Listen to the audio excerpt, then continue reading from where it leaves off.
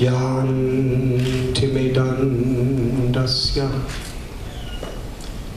Gyananjanachalakaya chakshurun milidham jena Tasmai Shri Gurave Namaha Nama Om Vishnu Padaya Krishna Pristaya Bhutale Srimate Bhaktivedanta Swami Niti Namine Namaste Saraswati Deve Gauravani Pracharine Nirvishesha Shunyavadi Vanchakalpatarubhyascha Kripa Sindhubhya Evacha Patithanam Bhavanebhyo Vaishnavebhyo Namo Namaha Shri Krishna Chaitanya Prabhu Nityananda Shri Advaita Gadadhar Shri Vasudi Gaur Bhakta Vrinda Hare Krishna Krishna Krishna Hare Hare Hare Rama Rama Rama Hare Hare.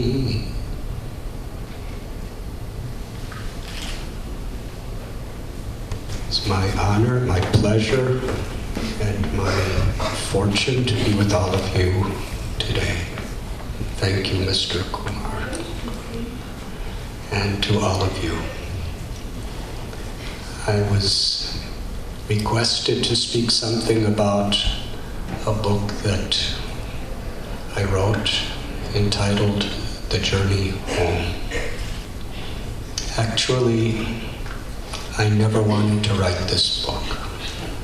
Since about 1972-73, when I told some stories, people would say, you should write a book about this. And I always replied, I will never write a book about this. Because I was thinking it's an act of arrogance if I write a whole book about myself. Every page will be filled with words like I and me and mine. And second, I was thinking if I tell the truth, no one will believe it's true. But then something happened. One of my closest friends, His Holiness Bhakti Tirtha Maharaj, he was lying on his deathbed. He had melanoma cancer. He called me and said, the doctors tell me I have 3 days to live. Please come and visit me. Now, I had a very busy schedule that summer, but I said, I will come. And I was in the middle of this big festival with about 1,000 people, and I was giving lectures, and I just left it and went to him. And I was planning to stay out for 1 day. And when I came the next day to say goodbye to him, he said, please stay with me. I want to die in your arms. And I was under the impression he had 2 more days. So I said, as long as you're living, I'm with you. But then he lasted 8 weeks. So I had to change my whole schedule. And I stayed with him, I promised. But I could say that in my life, I had read in scriptures about spiritual relationships between the soul and God, and between souls and each other. But I never realized how deep it could actually be in an experienced way. Because we were under the impression that every day, it's almost for sure he's going to pass away. We never thought there would be another day. So when we spoke to each other, we made a vow that as long as we were together, we would only speak those subjects that would bring us closer to Krishna, who is our worshipful God. And we will not speak anything else. Only stories from the scriptures of God and His incarnation, stories from the scriptures about great saints, histories of saints, or our own experiences and realizations serving our Guru and trying to help others. And for 8 weeks, for hours every day, we kept on that subject. And the love, beyond the body, beyond the mind, soul to soul, that we experienced with each other was absolutely incredible. When 2 or more people put seva, service to God, between them, then the relationship is eternal.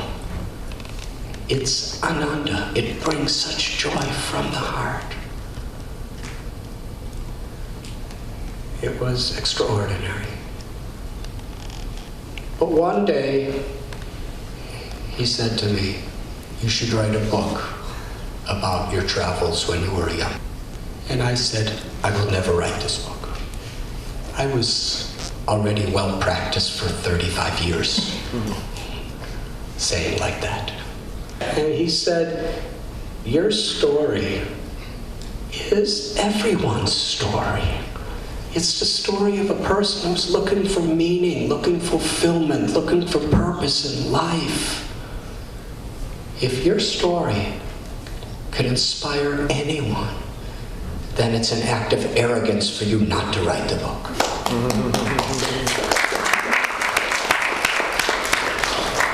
And then he said, "Promise me on my deathbed you will write this book and you will publish it."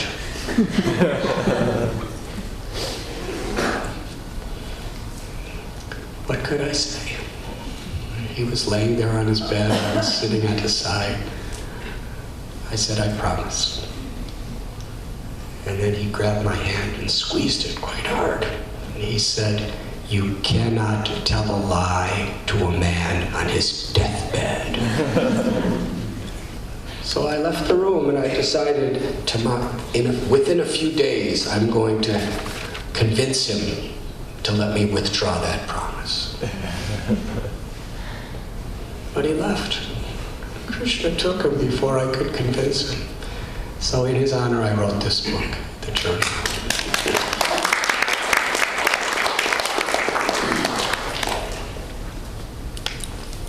I was a teenager in America in the 1960s,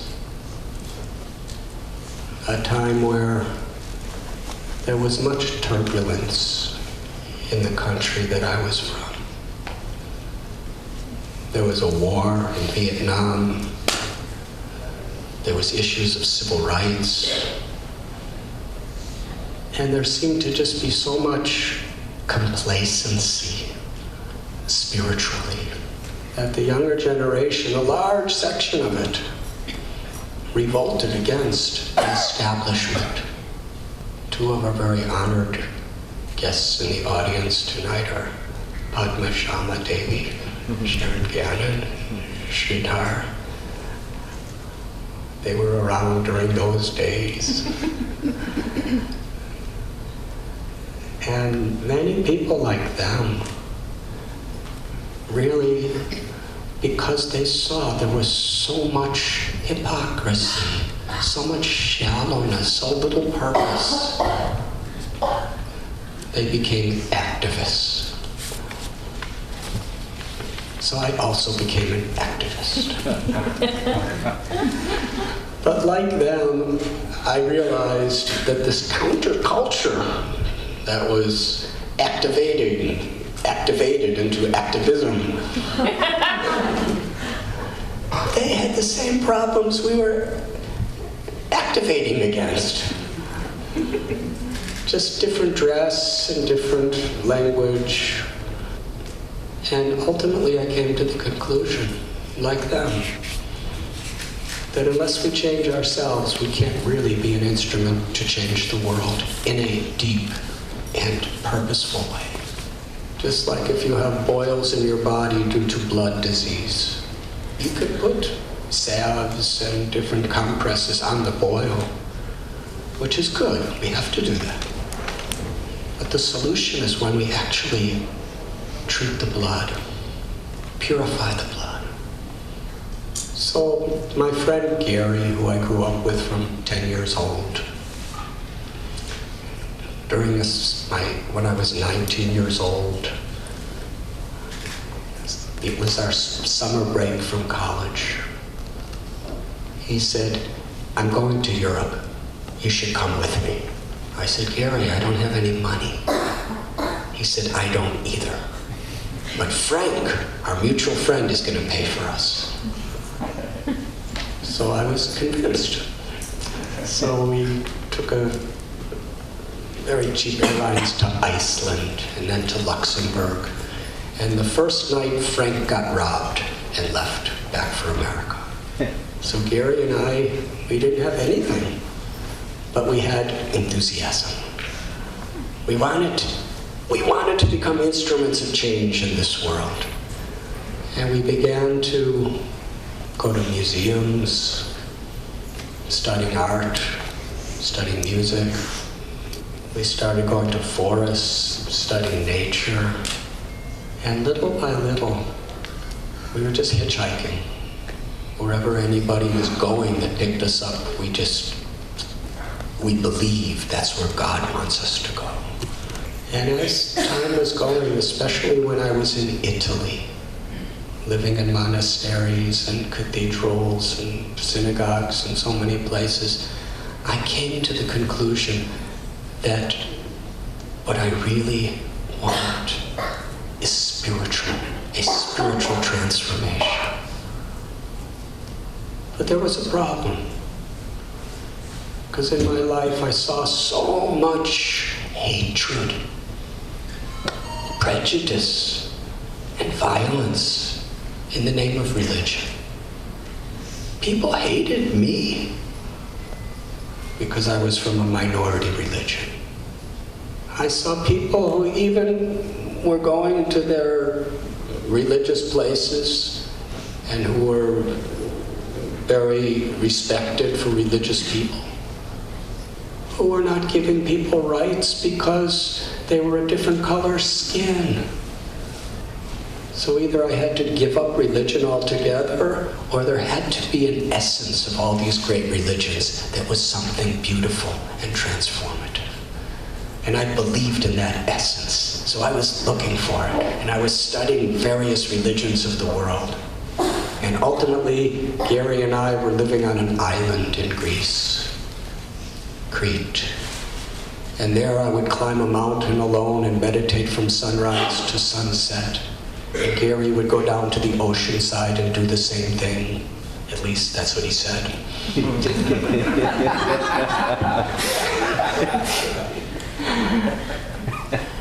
One night, the sun was setting. It was a beautiful sunset. That whole day, I was praying, crying for direction.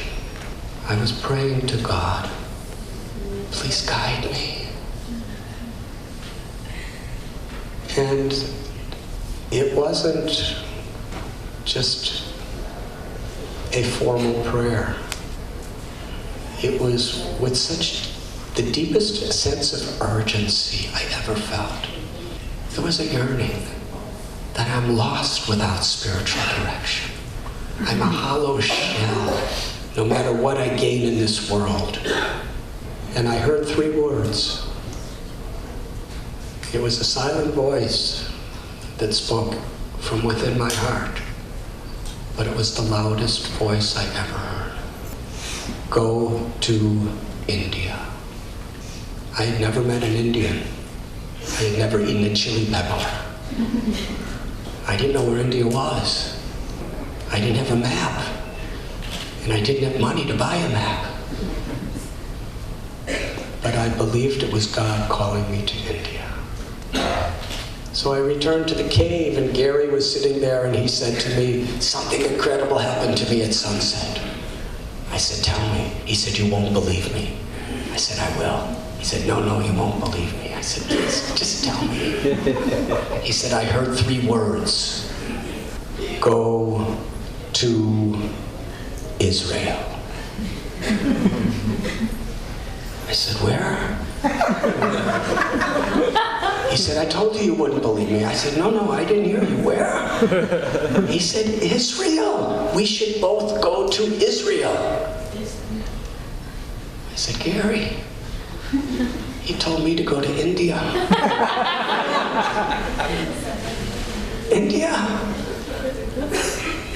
So there was silence. And then I told Gary, I'm leaving for India at sunrise. He tried to talk me out of it. But at sunrise the next day, I hitchhiked to the northern coast of Greece. And I hitchhiked on a boat to Athens and started hitchhiking to India through Turkey, Iran, Afghanistan, Pakistan. And from the beginning of the trip, it was 6 months when I reached the border of India.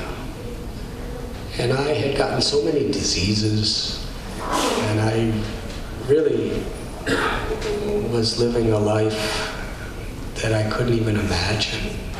Every moment was a total culture shock for me, hitchhiking through the Middle East. And when I reached the border, they wouldn't let me in. They said, you need $200 to come in our country. Show me how much money. I remember I had 26 cents in 4 different currencies. And they rejected me. I was stranded in this no man's land between Pakistan and India. I couldn't go back into Pakistan because I didn't have a visa, and I couldn't get into India.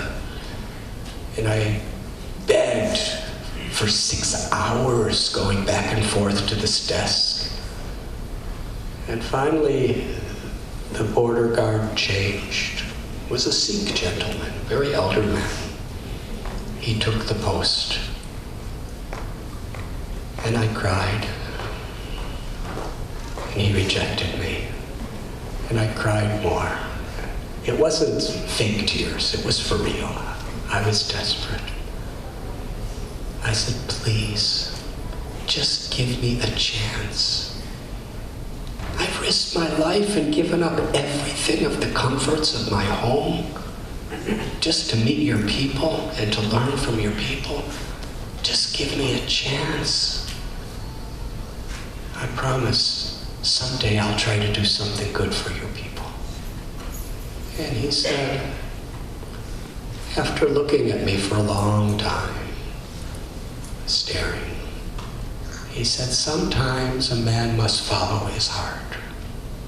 My commanding officer ordered me to not let you in, but I'm going to give you the chance you're crying for. Welcome to India. He stamped my passport.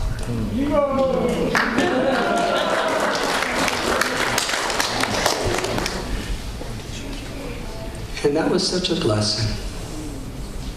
Because human nature is, if things come too easy, we don't understand or appreciate their value. We take it ordinary. But when you really have to struggle, have to cry, when there's challenges, and then you gain something, you really appreciate its value. I felt liberated. Eventually I went to the Himalayas and roamed through the Himalayas. And I'd like to tell you just a couple little stories with some lessons from that journey. While wandering in the Himalayan forest near Dev Prayag, I met someone named Kailash Baba. No one in the world ever heard about him. except other sadhus who wandered in the Himalayas. Because when he was just about 12 years old, he left his home. Now he was in his 60s or 70s, but other sadhus said he was 150 years old. But I don't know. But he had lived in the jungles all his life. And I was just out of my teens, 19, I think I just turned 20. And he taught me how to live in the jungle, what foods to eat, what berries and roots and leaves and what not to eat. He taught me which of these plants were medicinal. He taught me how to sleep, in caves and under trees. And he taught me how to live with my neighbors.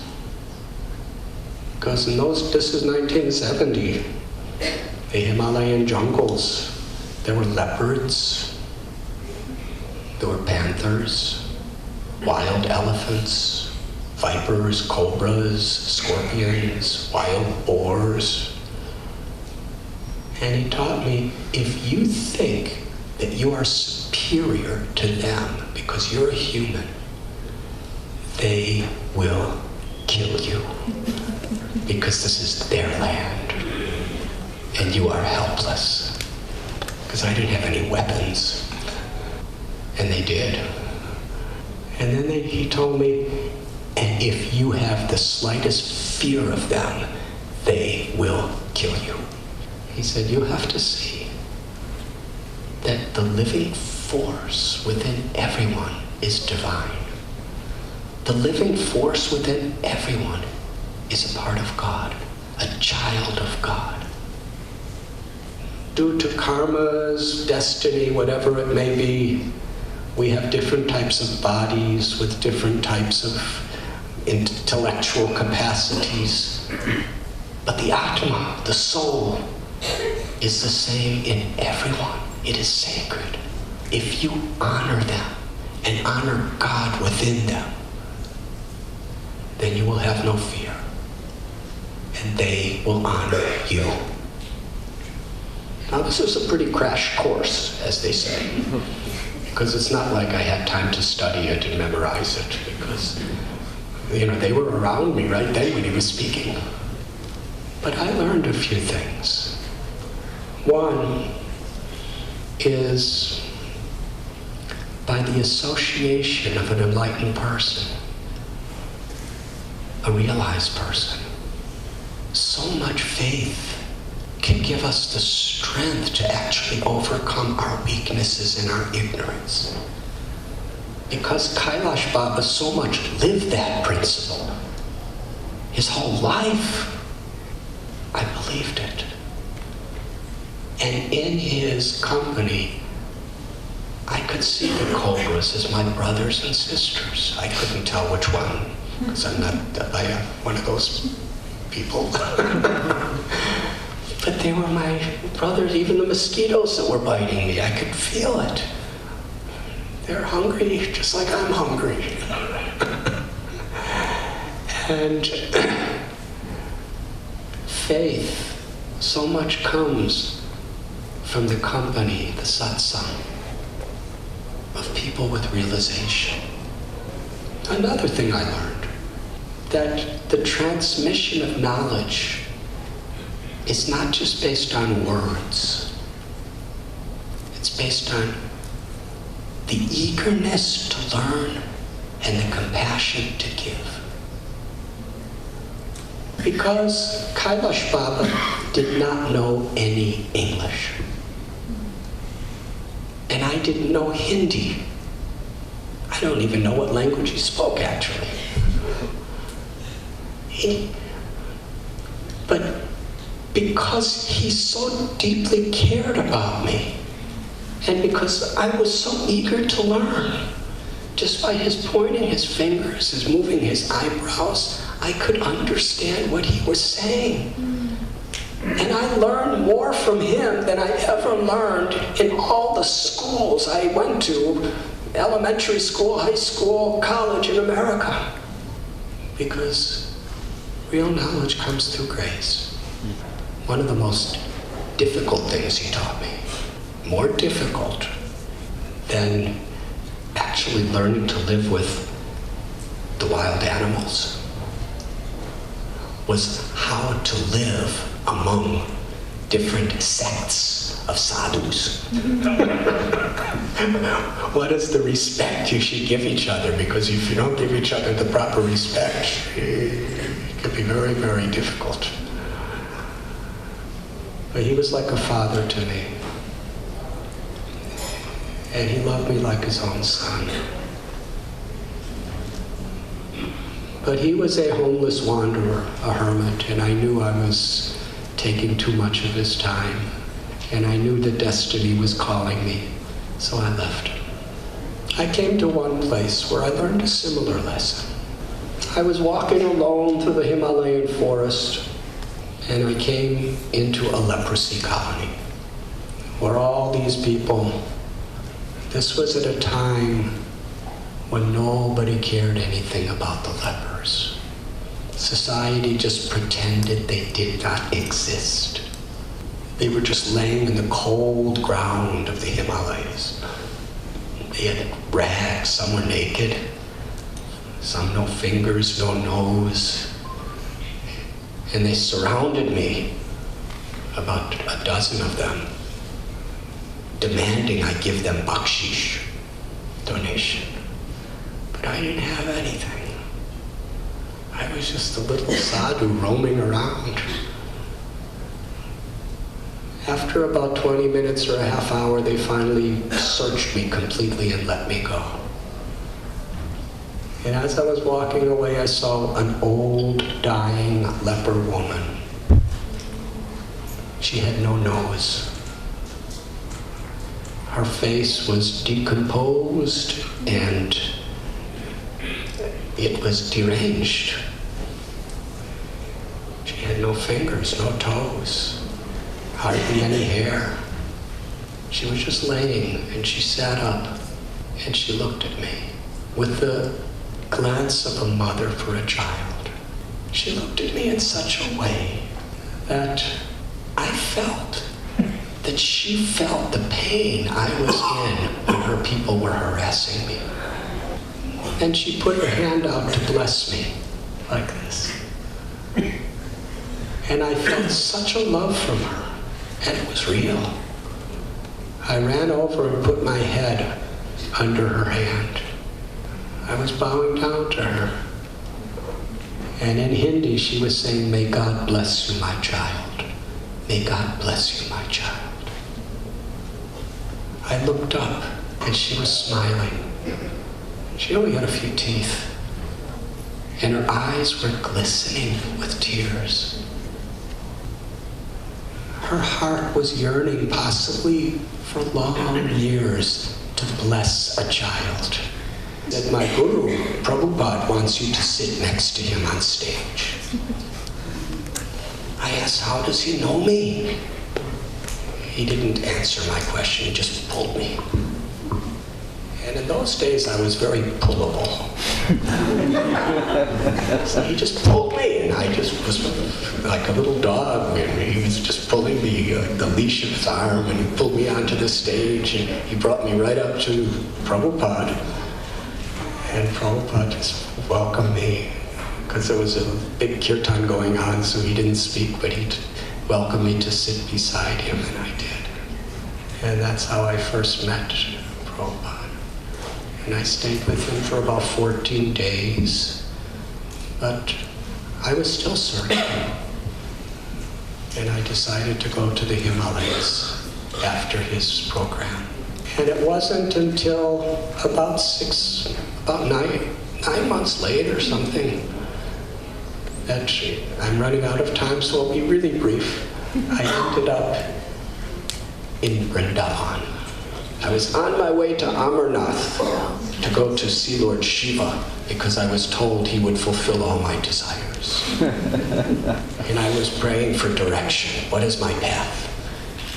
And my train got stranded, a third-class train, 300 people in a capacity of 60, and we finally were stranded in a field in a monsoon rain for 20 hours, and finally we got to a station, and I just jumped out the window looking for water, and the train left without me. I asked a sadhu. He said, "This is Mathura, Krishna's birthplace, and today is Janmashtami, Krishna's birthday." Yeah. And that little boy became one of my gurus. And later on, I met Prabhupada again in Vrindavan. And that is where I just wanted to be an instrument to help him in his work of compassion in the world. Those are a few stories from the journey. Thank you very much.